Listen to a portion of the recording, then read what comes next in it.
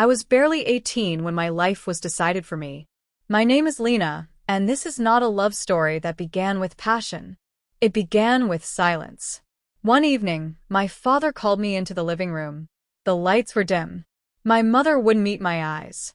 "Lena," he said quietly, "we're drowning in debt. This marriage is our way out." My chest tightened. "I don't even know him," I whispered. "I want to study. I want time."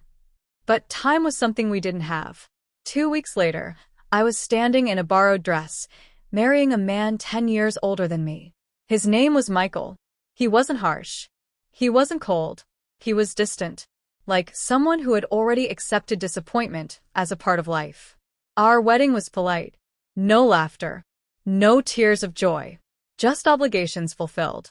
That night, as we stood awkwardly in the bedroom, I gathered all my courage. "I can't be a real wife to you," I said. "Not yet.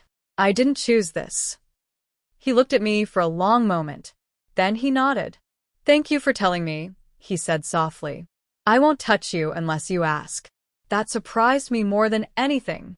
We lived in the same house, but in separate worlds. Separate rooms. Separate lives. Mornings were quiet.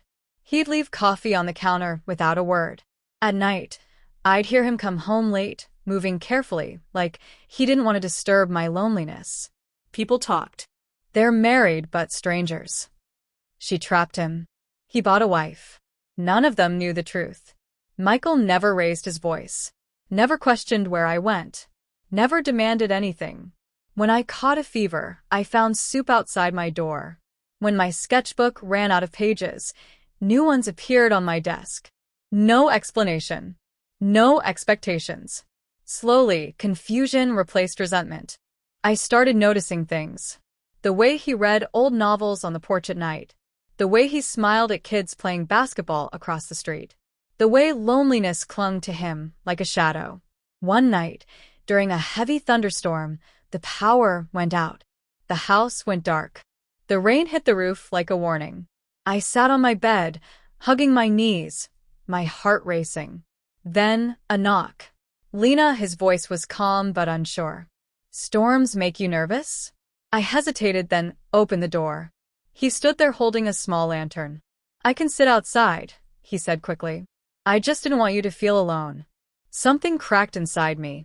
"No," I said softly. "You can stay." He sat across the room. Not too close. Not too far.